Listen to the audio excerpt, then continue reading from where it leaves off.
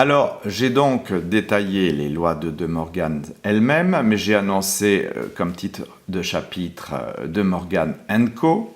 C'est-à-dire qu'au fond, si on analyse plus à fond toutes les possibilités que cet ensemble permet de dégager sur le plan de la forme logique, on s'aperçoit que il y a encore des possibilités qui n'ont pas été exploitées.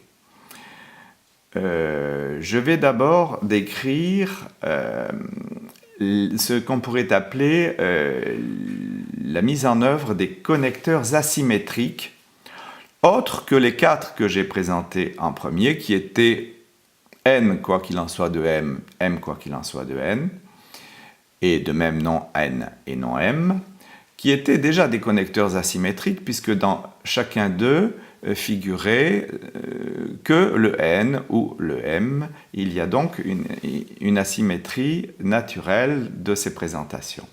Mais il y a aussi un ensemble de figures qu'on n'a pas évoquées jusqu'à présent, qui sont les figures asymétriques impliquant cependant les deux figures de base du schéma.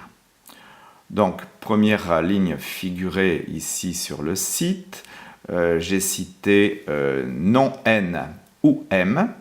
Voilà donc une... Alors, non n, c'est-à-dire qu'on n'a pas la partie purement verticale, mais on peut avoir m, c'est-à-dire qu'on pourra avoir la partie horizontale, la partie grillagée, ou même la partie vide,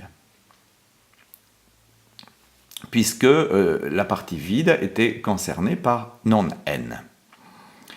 On s'aperçoit que cette répartition-là, donc partie horizontale plus partie grillagée plus partie vide, répond à la figure qui va représenter ce qu'on appelle en logique l'implication, que j'ai formulé sur la page 25 du site.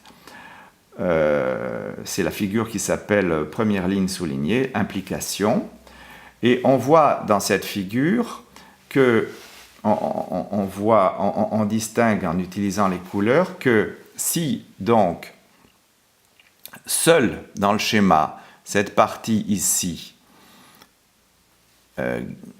embarrée verticalement est vide et non concernée par l'occurrence dont on cherche à juger logiquement, alors chaque fois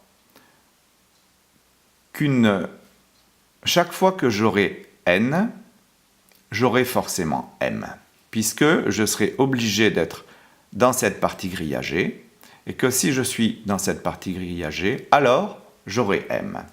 D'où la conclusion, non n ou m équivaut à n implique m.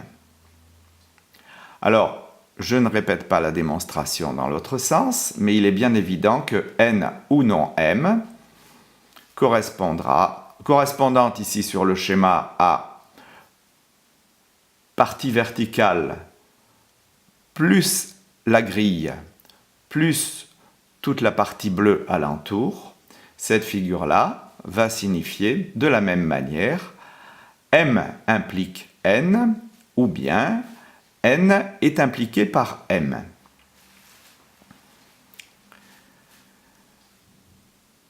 Pour la même raison,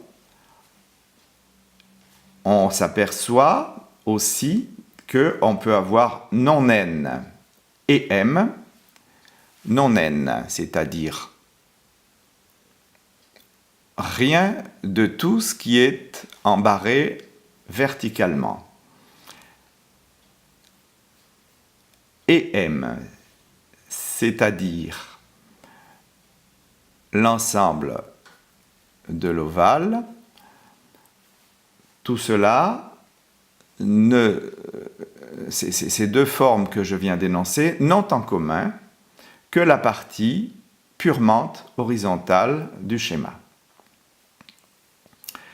Et de la même façon, on s'aperçoit qu'elles répondent à la négation de N est impliqué par M lorsqu'on se reporte aux lignes ci-dessus analysées. De la même façon ensuite, N et non M, correspondantes uniquement à l'embarrement vertical, correspond à non N implique M.